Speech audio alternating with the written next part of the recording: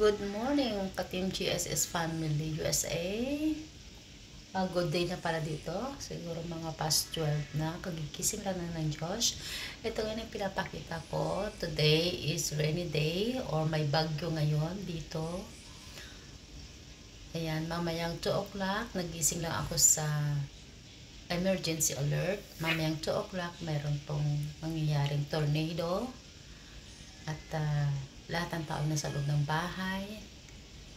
Itong ulan na to, hindi naman para sa Pilipinas, okay lang naman itong ulan na to. Dito, pag ganitong ulan, big deal na dito. So, yung tornado, mamaya daw mga 2 o'clock ng hapon, sa kasalukuyang burnout dito sa bahay.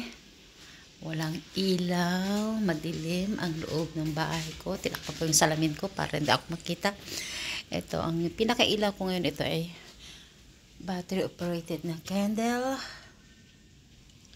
At itong aking Christmas tree, ito battery operated din ito. Lahat battery operated ang binili ko para kasi kung walang kuryente, meron akong ilaw. Ayan, puro battery operated lahat ang binili ko. So yan, ginagawa ko ito. Nagsusulat ako dito para sa distribution ng mga panalo, bigla nag-brown out. Yan, so mamaya ulit yung gagawin pagka natapos ang ating tornado. Buti na lang, paggising ko, nagpainit muna ako ng tubig. Nakapagkape ako. Ayan. Nagkakape ako ngayon dito sa kusina. Dito ako tumayo. Tingnan ko kung anong nangyayari sa paligid. Ayan, hindi na gaano malakas ang ulan ngayon. Ayan. At least, nakapagkape na ako. Pinaka-almusal ko kape. Buti na lang pagpainit ako ng tubig.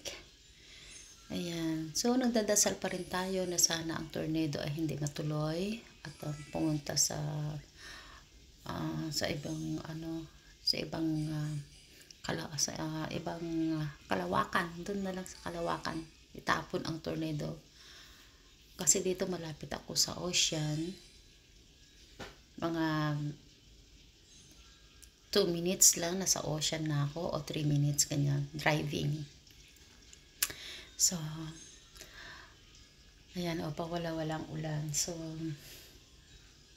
maganda naman ang tulog ko rin kagabi. So, kagigising lang ng Diyos. Okay, hanggang dito na lang ang vlog ni Josh. Wala tayong magagawa kasi brown out. Okay, bye-bye. I love you all.